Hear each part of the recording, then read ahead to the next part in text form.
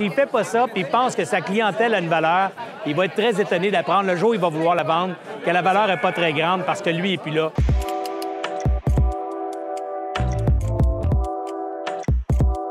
C'est pas un mauvais choix pour un travailleur autonome que de partir une business puis de ne pas avoir de boss puis d'avoir la complète autonomie.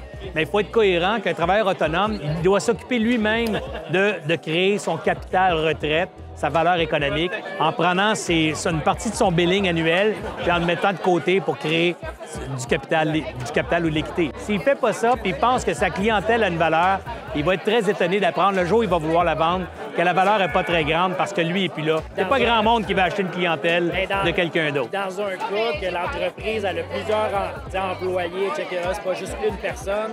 Bien là, c'est ça. Là, c'est différent. Ben oui, parce que là, ça peut être un petit peu la même affaire, mais ça dépend de la mission, de la communication de l'entreprise. Un exemple, tu es tout seul, tu as ta clientèle, je suis tout seul, j'ai ma clientèle. On est exactement dans le même domaine. Tu décides de me vendre ta business. Bien, moi, je te dis, OK, je vais l'acheter à condition que tu restes 1 an avec moi, le temps qu'on fasse un transfert. Puis je te paierai pas bien cher, mais peut-être te payer 1 an de revenus, un an des profits que je vais faire. T'sais. Mais cette année-là, je vais la passer avec toi, puis on va convaincre tes clients que je vais faire un aussi bon job que toi. Tu vois, c'est possible. Mais tu n'auras pas un cible de fou. Maintenant, on fait un deuxième scénario. Toi et moi, on s'associe ensemble, 50-50 dans une business qu'on appelle... C'est quoi ton prénom? Didier. On appelle Didier and Serge. OK? Didier and Serge, service informatique. Et là, quand on va voir le marché, on dit au marché, « Hey, je suis pas tout seul, je suis avec Didier. Quand je suis pas là, Didier est là. Quand Didier n'est pas là, je suis là. » Alors, vous comptez sur une équipe. S'il m'arrive de quoi, vous ne serez jamais tout seul. Ça a beaucoup plus de valeur. Vous comprenez? Ça a déjà plus de valeur parce qu'on vend Didier and Serge.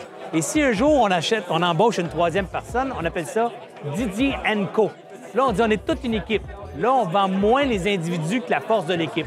Du coup, ça a encore plus de valeur parce que le client n'achète plus Didier, ni Serge, ni Mademoiselle, mais la compagnie qui a une équipe. Alors, quand tu commences à être capable de remplacer les individus par le brand de l'organisation, là, tu as créé de la valeur et de l'équité parce qu'il y a quelqu'un d'autre qui va être capable d'acheter cette patente-là parce que les clients signent un contrat avec la patente, pas avec un individu.